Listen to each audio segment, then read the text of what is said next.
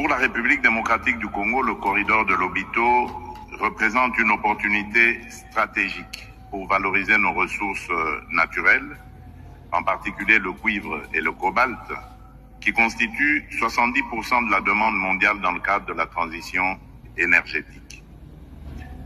Avec une production combinée de 3 millions de tonnes par an entre la République démocratique du Congo et la Zambie, ce projet permettra de réduire significativement les coûts logistiques tout en augmentant nos recettes d'exportation. C'est donc une opportunité unique d'accéder directement aux marchés mondiaux via le port de Lobito, offrant ainsi une alternative stratégique à nos autres corridors d'exportation.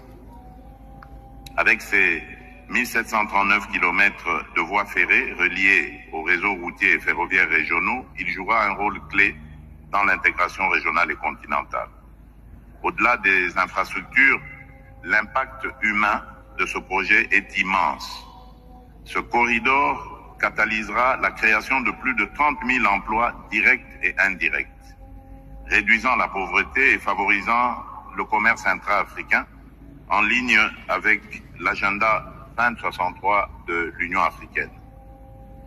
Le temps de transit des marchandises, actuellement de plus de 30 jours, sera réduit à moins de 10 jours, augmentant ainsi notre compétitivité sur les marchés internationaux. Ce projet n'est pas seulement une voie logistique, mais un moteur de transformation économique et sociale pour des millions de nos concitoyens. Et la République démocratique du Congo est pleinement engagée dans ce projet. Moderniser nos infrastructures ferroviaires, portuaires et routières. Ces efforts visent à établir des connexions fluides et stratégiques entre nos principaux sites miniers tels que Kolwezi et Likasi et les terminaux ferroviaires du corridor. Parallèlement, nous avons placé la transformation locale de nos ressources naturelles au cœur de notre stratégie économique. Il est impératif que les richesses de notre sol contribuent directement au bien-être de nos populations. Cela passe par le développement de chaînes de valeur industrielle locales, ajoutant une valeur significative avant toute exportation. Dans cette dynamique, le projet INGA 3 ainsi que d'autres initiatives en énergie renouvelable sont essentielles pour fournir une alimentation énergétique fiable, durable et adaptée aux exigences de notre industrie en pleine expansion. Ces efforts contribueront à rendre nos investissements plus compétitifs tout en respectant nos engagements environnementaux.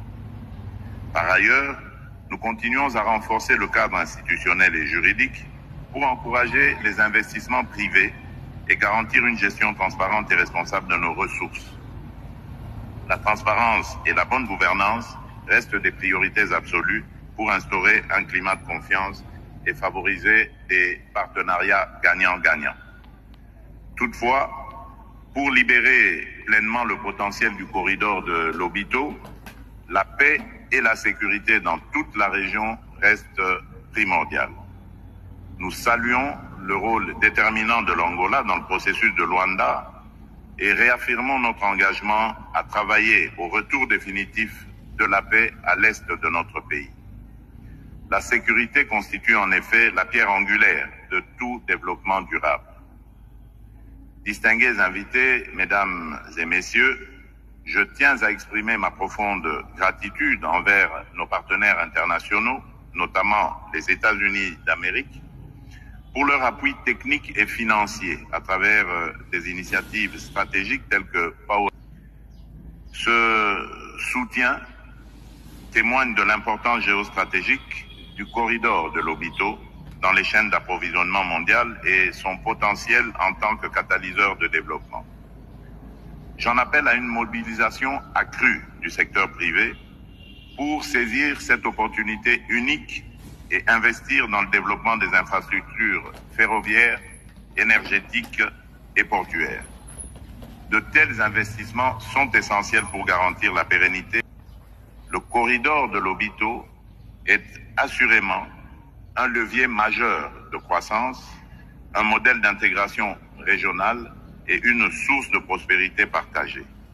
Je suis convaincu que grâce à notre coopération et à notre détermination, ce projet dépassera toutes les attentes et changera durablement la trajectoire de notre région.